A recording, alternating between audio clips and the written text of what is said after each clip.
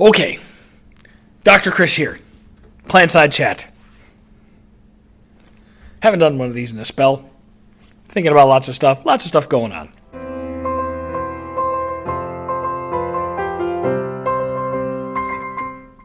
Now, it's interesting, throughout the New Testament, in the Gospels, we see Jesus interacting with people. And for the most part, Jesus is tender, he is kind, he's loving, he's compassionate, he's gentle. And he's gentle with the people who literally kind of don't know any better. People that are not at church.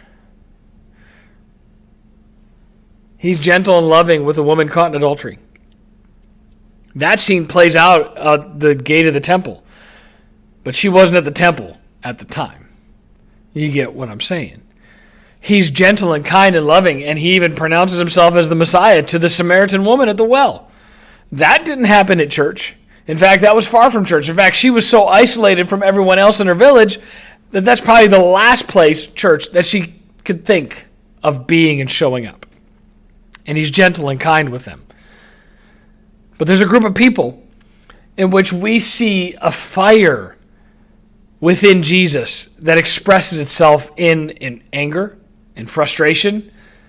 Jesus throws things in church. He flips over tables in the temple because they're people who should have known better. And when Jesus addresses the Pharisees in Matthew, he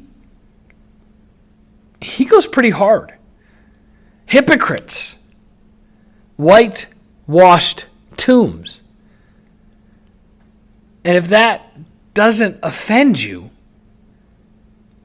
then maybe you're not really thinking about what Jesus is saying in that instance.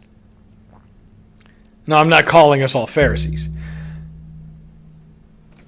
But I'm afraid of what Jesus would say to us.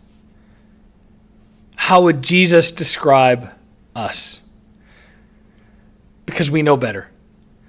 If anything, the Pharisees could get a pass in their legalism because they didn't know how the story was playing out. They had blinders on. They should have, but they didn't really know that they were talking to the Son of God, the Messiah that they had been waiting for.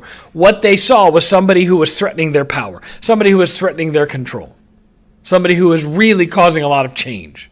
And church people respond really, really well to change. So if anything, we could give them a little bit of a pass. But Jesus doesn't. He calls them for what they are. He calls them whitewashed tombs because on the outside, they're beautiful. They dress the part. They talk the part. They act the part. They look the part. But inside, they're rotten, dead. They certainly do a good job of cleaning up the outside.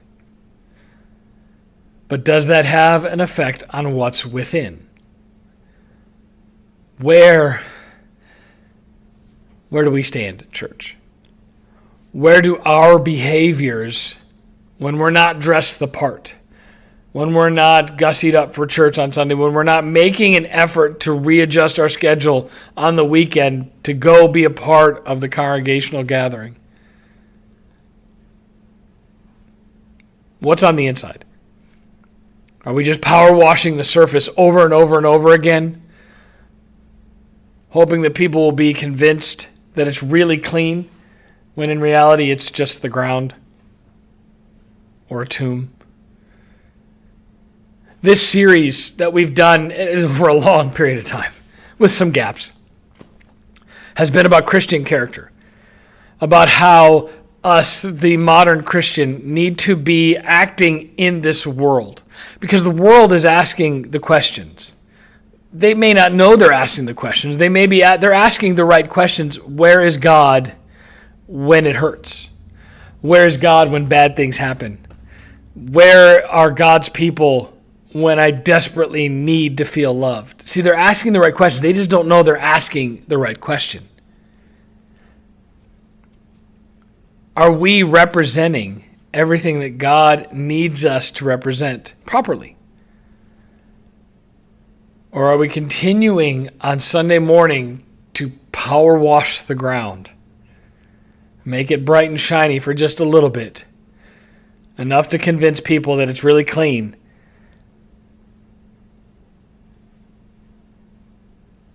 But our character everywhere else is exclusionary, marginalizing, racist, prejudiced, angry, selfish, greedy. All these sins of the flesh that we just kind of brush aside. Is that what occupies us within? So we ask these hard questions about our character. Is what we exhibit in this world, love, joy, peace, patience, kindness, goodness, gentleness, faithfulness, and self-control, the fruit of the Spirit, the obvious evidence of God within us? Or is that just what shows on the surface and looks really good on Sunday, 1 or 2 hours a week? Because we know better, and we know the whole story, and we know the impact of what our choices today are and will be eternal. So let's think about our character. Let's continue to think about our character. And let's think about the danger of just living a scheduled Christianity, a scheduled faith. Because the reality is we very well might fall into the trap of being compared to those that Jesus called whitewashed tombs. I'll see you Sunday, church.